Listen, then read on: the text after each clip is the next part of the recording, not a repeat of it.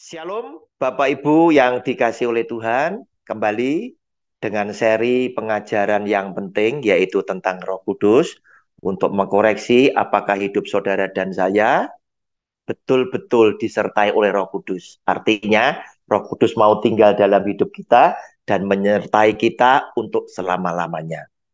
Yaitu tema besarnya, tanda kamu disertai oleh Roh Kudus. Pelajaran pada video yang ke-9, ya, jika Roh Kudus memang tinggal di dalam kamu, Anda dan saya, ternyata judulnya Roh Kudus akan menjadikan kamu terang dunia. Saudara, Matius pasal 5 ayat 14 sampai dengan 16. Kamu adalah terang dunia.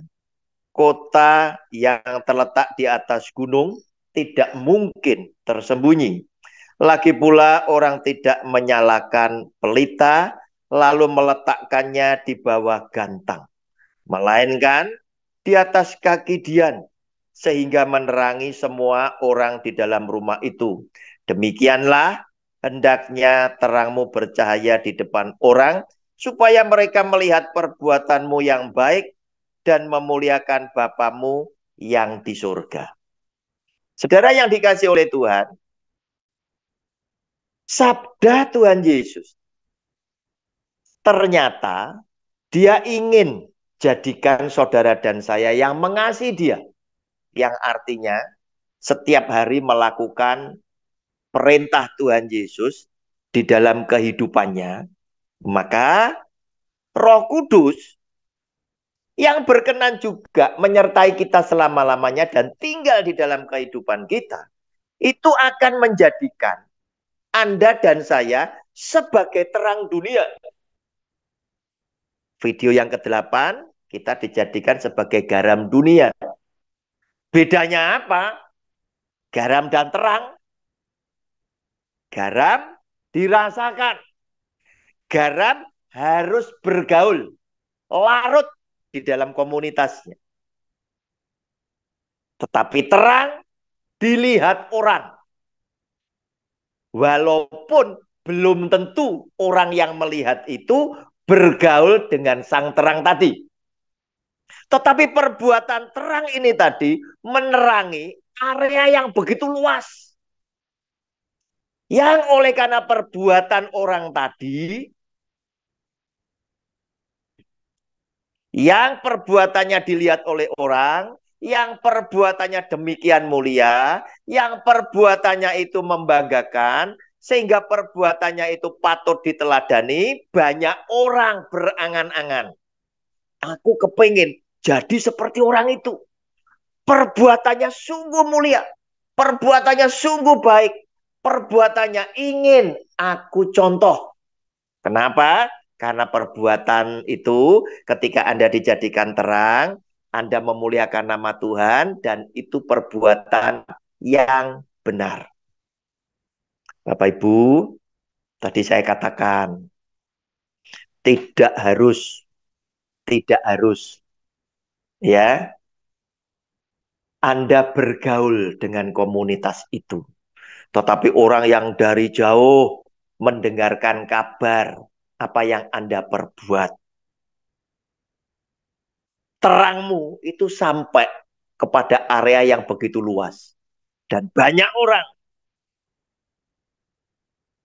mendambakan, ingin meneladani apa yang saudara lakukan.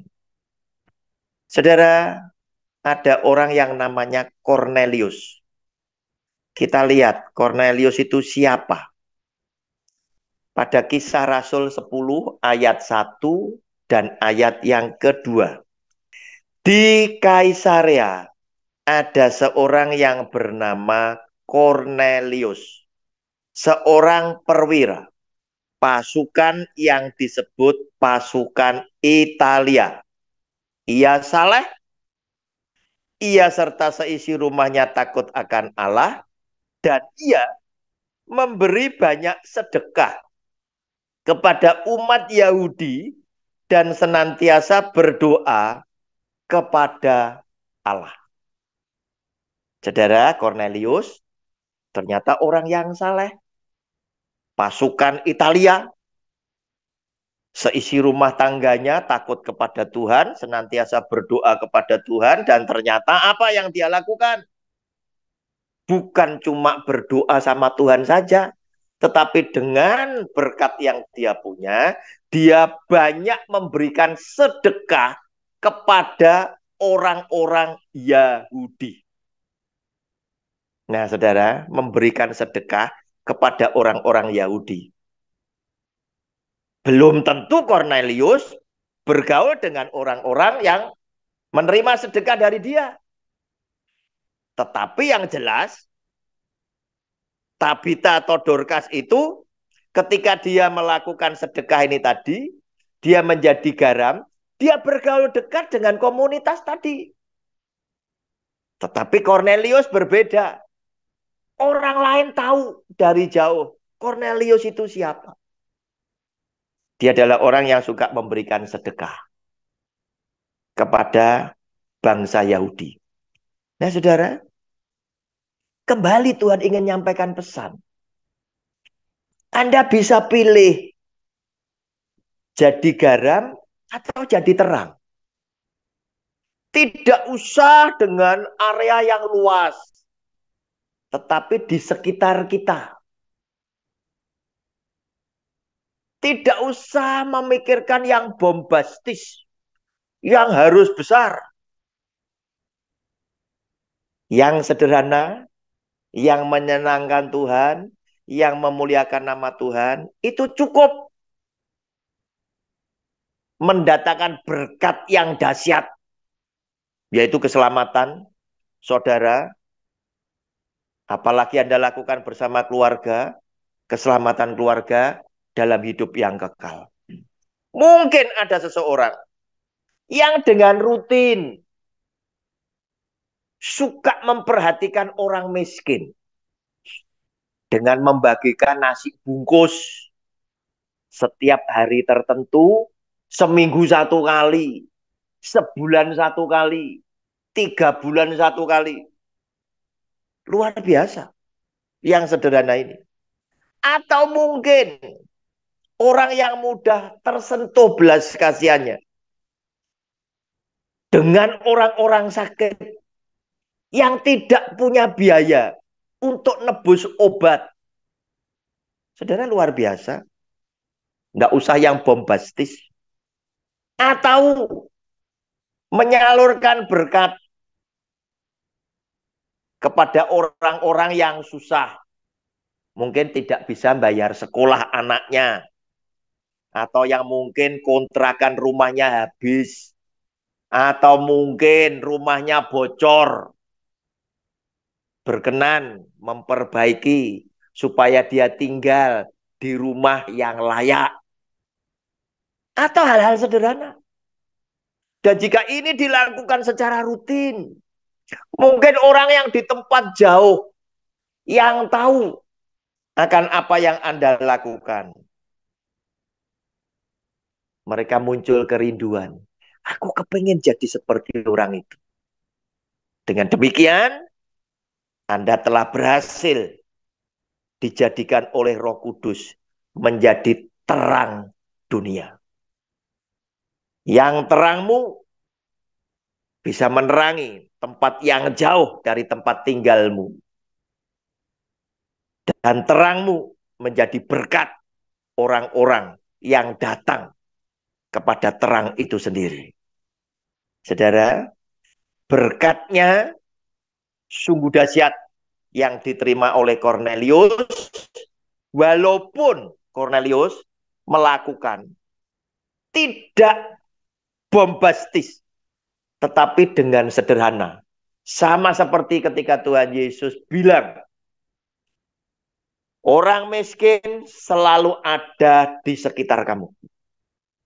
Artinya, Tuhan Yesus ingin titipkan pemeliharaan Tuhan kepada orang-orang miskin lewat saudara dan saya yang diberkati oleh Tuhan berkelebihan. Dan yang sederhana yang dilakukan Cornelius, Dan yang sederhana yang dilakukan oleh Anda dan saya mendatangkan berkat yang dahsyat seperti yang ditulis pada Kisah Rasul 10 tadi, ayat 3 dan ayat yang keempat. Sekaligus menutup video saya yang ke-9. Dalam suatu penglihatan, karena Cornelius melakukan yang menyenangkan hati Tuhan, kira-kira jam 3 petang, jelas tampak kepadanya seorang malaikat Allah masuk ke rumahnya dan berkata kepadanya, Cornelius. Ia menatap malaikat itu dan dengan takut ia berkata, ada apa Tuhan? Jawab malaikat itu, semua doamu dan sedekahmu telah naik ke hadirat Allah. Dan Allah mengingat engkau. Saudara, luar biasa. Jadi jangan pernah berkecil hati. Terus kemudian berkata, apa yang bisa aku persembahkan untuk Tuhanku? Aku ini kan orang-orang yang sederhana. Cukup-cukup saja. Tidak punya duit yang berlebih-lebih. Sehingga apa yang aku akan persembahkan Tuhan, nominalnya juga tidak gede-gede amat. Saudara, di pemandangan mata Allah, bukan nominal yang dia lihat. Tetapi isi hati saudara. Disesuaikan dengan berkat yang Anda miliki. Sama seperti janda yang miskin itu dikatakan oleh Tuhan Yesus. Sesungguhnya janda miskin ini memberikan persembahan kepada Tuhan lebih besar dari semua persembahan yang dimasukkan oleh orang-orang kaya ke dalam kotak peti persembahan.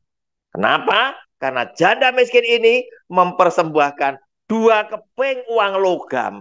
Itu dari ketidakadaannya, dari kemiskinannya. Sedangkan orang-orang kaya tadi dari kelebihan mereka. Karena mereka adalah orang yang kaya raya. Untuk itu, yang sederhana tidak perlu minder. Tidak perlu merasa tidak layak, tidak bisa. Demikian pula yang berkelebihan, jangan sombong. Karena engkau akan dijadikan oleh Roh Kudus sebagai terang dunia. Tuhan Yesus sudah memberkati Anda bersama keluarga. Demikian pula Tuhan Yesus sudah memberkati saya bersama dengan keluarga saya. Amin.